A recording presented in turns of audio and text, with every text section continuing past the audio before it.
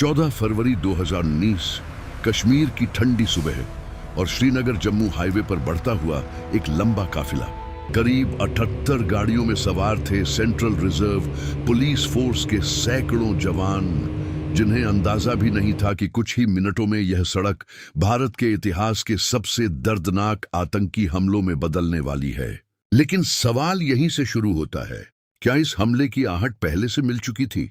हमले से कुछ दिन पहले ही इंटेलिजेंस ब्यूरो और दूसरी एजेंसियों को कश्मीर में एक बड़े आत्मघाती हमले की संभावित चेतावनी मिली थी। रिपोर्ट में साफ लिखा था कि आतंकी संगठन विस्फोटकों से भरी गाड़ी का इस्तेमाल कर सकते हैं। खतरा वास्तविक था और समय बहुत कम। फिर भी श्रीनगर जम्मू हाईवे पर उसी दिन इतना बड़ा काफिला क्यों भेजा गया? असल में कई दिनों तक खराब मौसम की वजह से जवानों की मूवमेंट रुकी हुई थी। जब मौसम साफ हुआ तो सैकड़ों जवानों को एक साथ सड़क के रास्ते भेजने का फैसला लिया गया। यह एक नियमित प्रशासनिक निर्णय था, लेकिन इसी भीड़भाड़ ने खतरे को कई गुना बढ़ा दिया।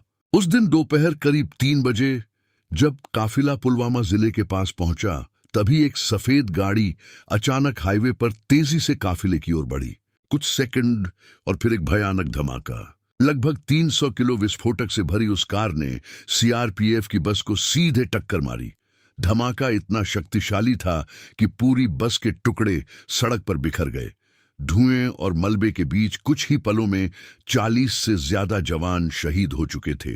यह हमला सिर्फ एक आतंकी वारदात नहीं था, यह भारत की सुरक्षा व्यवस्था के लिए एक गहरा सवाल बन गया। क्योंकि खुफिया चेतावनी मौजूद थी, खतरे की जानकारी भी थी, फिर भी उस चेतावनी को पर्याप्त क्यों नहीं माना गया? जांच में सामने आया कि चेतावनी सामान्य थी, लेकिन उसमें सटीक जगह, तारीख या लक्ष्य का उल्लेख नहीं था।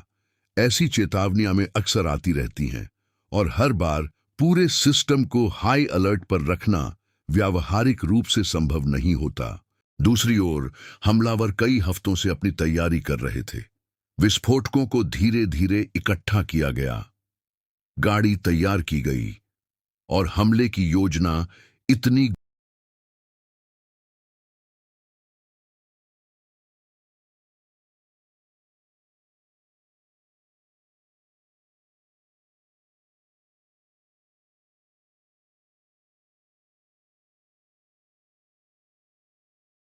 लेकिन पुलवामा की वह दोपहर आज भी एक सवाल बनकर खड़ी है। क्या वह हमला पूरी तरह रोका जा सकता था, या यह उन खतरों में से एक था जो चेतावनी के बावजूद अचानक इतिहास बदल देते हैं?